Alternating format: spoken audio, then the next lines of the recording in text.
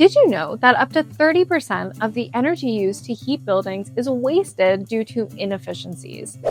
Poor insulation, air leaks, and outdated heating systems all contribute to this loss. Heating our homes and our building eats up the lion's share of our energy use. It's actually one of the biggest energy guzzlers out there. So what if I told you that there's a way to heat your home for free?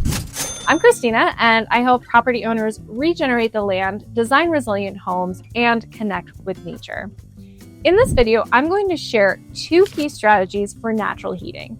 They involve passive solar design and passive house principles, which are not the same thing, and I'll explain the difference in a moment.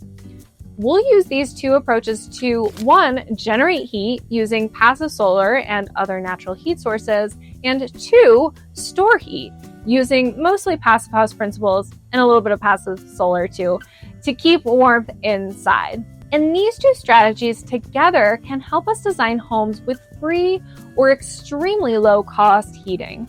Before we get started, I wanted to note that you can download a free checklist for passive heating and cooling. The checklist takes you through all the principles and features you should be aware of to ensure you're designing the most efficient home possible. I'll include the download link in the description box below, so be sure to grab your copy. Okay, let's dive in and talk about free heating. Let's first talk about passive solar and passive house. It's easy to confuse the 2 or even think they're the same thing, but they're actually different. And when we're designing a home for free heating or very low cost heating, we want to incorporate both approaches. So let's break it down. Passive solar focuses on harnessing sunlight to heat a home.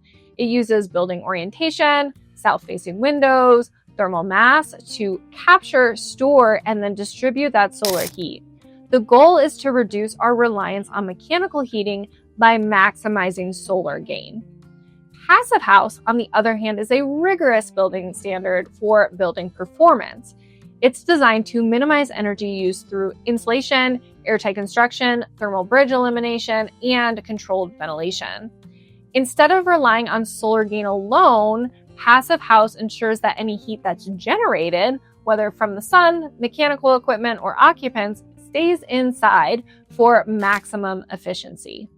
In short, passive solar is mainly about generating free heat, while passive house is more about storing it and retaining it. We want to use both approaches to keep our homes warm for free. Let's first focus on passive solar. The first step in free heating is understanding how to generate heat without relying on expensive or hard to maintain energy sources.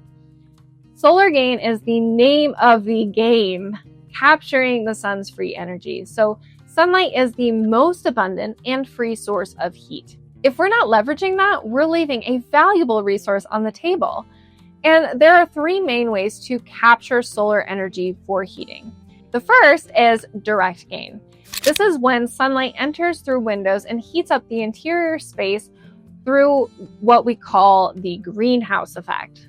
South-facing windows in the northern hemisphere are key because they receive the most direct sunlight in the winter months when the sun is lower in the sky. And in summer, when the sun is higher, they minimize overheating.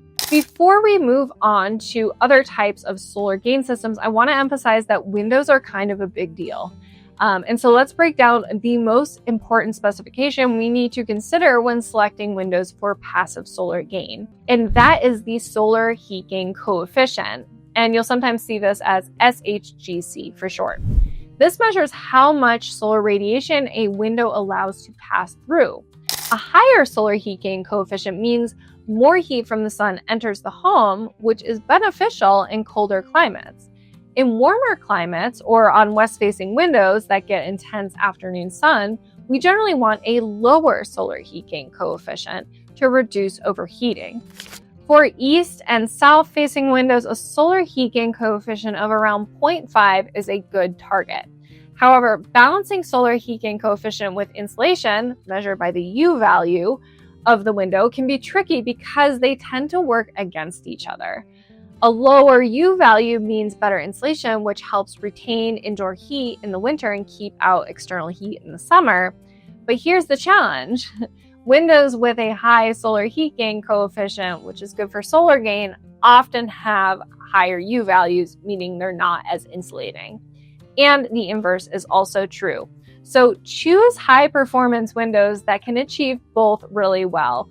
I promise you they are out there. So how many windows do you need for an optimal direct gain system? That depends on your floor plan, thermal mass, air tightness, and insulation levels, all which influence your solar aperture ratio. The solar aperture ratio is the percentage of a building's floor area that should be glazed, i.e. have windows, to allow for passive solar heating. In high-performance buildings with well-insulated airtight building envelope, the solar aperture can actually be as low as 5%. But if your building has more heat loss and a lot of thermal mass to store solar energy, you might need a higher solar aperture, sometimes up to 11%. The second way we harness solar energy is with indirect gain. This method includes systems like trom walls, which use a thick sun-facing thermal mass wall to collect, store, and slowly release heat into a building. And finally, we can capture solar energy with isolated gain. Sun spaces or attached greenhouses collect heat separate from the main house and then distribute it when needed. So that's solar gain, and it's an important part of generating free, natural heat. But it's not our only approach. So is all this making sense so far? To make sure you don't miss anything in your next design, make sure to grab a copy of the passive heating and cooling checklist down in the description box. It's complimentary and it will help you maximize your home's efficiency and not leave free ambient energy on the table. We can also use geothermal energy, and that's tapping into the Earth's stable temperature to generate free heat. The Earth's temperature below the surface, around 6 to 10 feet deep, depending on your climate, maintains a stable temperature year-round. So it's cooler in the summer and it's warmer in the winter. We can actually take advantage of this for heating our homes, and there are two ways to do this. The first is direct preheating and cooling. The direct method uses underground tubing or ground loops, and these are sometimes called earth tubes. And these pipes carry fluids, typically in the form of air or glycol. And so I just want to emphasize that fresh air is so important to your home's health and your family's. But if the weather is cold, the fresh air you bring into your house is also cold. So it'll counteract some of the heat that you've worked so hard to generate. So with this system, before fresh air enters your home, it gets preconditioned and runs through the earth tubes. The fluids running through the tubes collect heat from the earth, and this warms up the fresh air. This doesn't necessarily contribute to heating the home. It just makes sure that the colder air from outside doesn't take away from your indoor heat. So direct preheating and pre-cooling allow you to bring in fresh air, but leaves most of the extreme temperatures outside. In a direct system, there is no intermediate system like a heat pump. However, it's a good idea to combine it with an ERV, which is a very important component to your ventilation and air filtration system. And then there is indirect systems.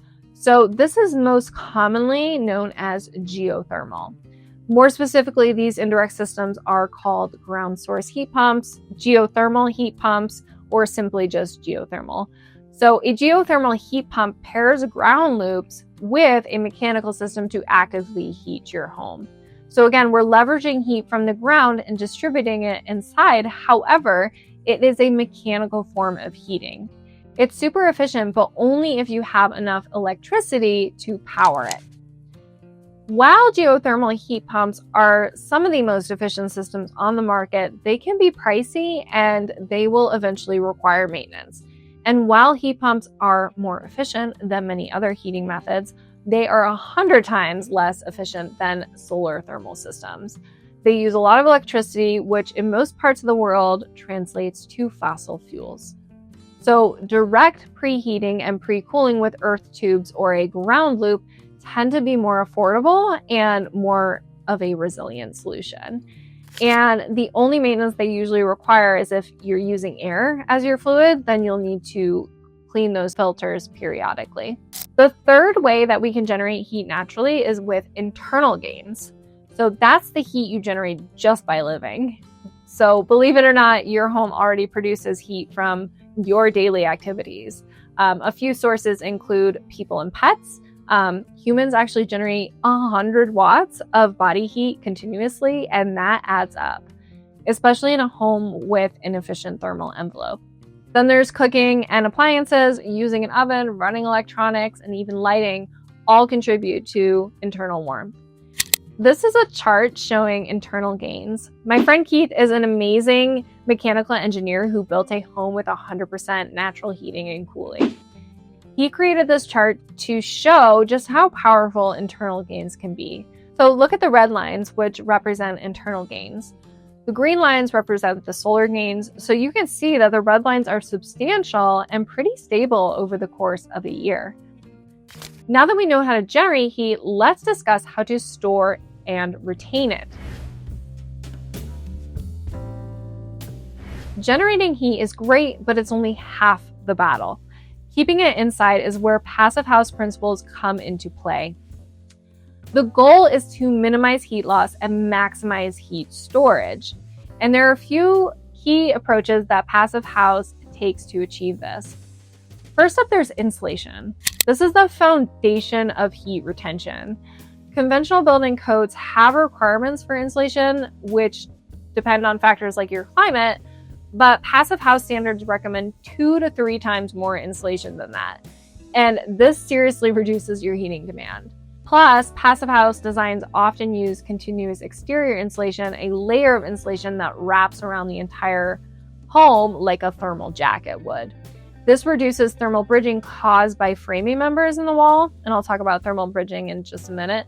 But building science legend Joe Stebrick explained it best when he said, "Wrap yourself in a jacket instead of stuffing insulation between your ribs." And I love this slide, it's great. Okay, the second way we can hold onto heat is with air sealing. An air leak is any unintended gap or crack in a building structure where warm indoor air can escape and cold outdoor air can get in. We often see air leaks around windows and doors, electrical outlets, light fixtures, leaky ducts, all sorts of places. So air leaks actually account for 40% of heat loss in a home. Passive house standards take air sealing to the next level, aiming for an airtight building envelope with high performance membranes and tapes, airtight windows and doors, and other measures. And the result is massive energy savings and greater comfort. By the way, this doesn't mean that you're wrapping your house in a Ziploc bag. There are plenty of ways to air seal your house with vapor permeable membranes and sealants. So let's leave this common generalization out of the discussion. Thank you. Okay, another way to preserve heat is by reducing thermal bridging. A thermal bridge is an area that conducts heat more easily than the materials around it, like a metal beam surrounded by wood or insulation. Even if your home is well insulated and airtight, thermal bridges can still allow heat to escape. They can allow condensation to build up, which is a whole nother problem. So let me know if you'd like a video about moisture control in the comments below. Passive house encourages the use of continuous exterior insulation and careful construction details to avoid this heat loss. And finally, we hold on to heat with thermal mass. This is technically a passive solar approach. Certain building materials absorb heat and then release it slowly over time, and that helps keep indoor temperatures stable and comfortable. So concrete, brick, and stone are great examples. They act as natural heat batteries, soaking up warmth during the day and then radiating it out at night. And this can be incredibly efficient. For example, storing heat in concrete requires 10 times less carbon than storing it in a battery, which is an incredible resilient solution. It's important to remember that in cold climates, thermal mass has to be insulated to be effective as a heat battery. Thermal mass is best used when inside the building envelope, in the floors, and even internal walls. Okay, so there you have it. By combining passive solar for generating heat and passive house for storing heat, you can significantly reduce your heating bill or eliminate it altogether. So if you've got land that you're planning to build on, now is the perfect time to design a home that takes full advantage of the free ambient energy in your environment. You might be surprised at just how much heating and cooling you can achieve without paying a dime in energy costs. So let's make sure that your home is as efficient and comfortable as possible. You can book a free call with me today using the link in the description, and let's talk about your vision and bring it to life. Otherwise, if you found this video helpful, please check out my other videos on passive cooling and resilient home building. Thank you for watching, and I'll see you next time.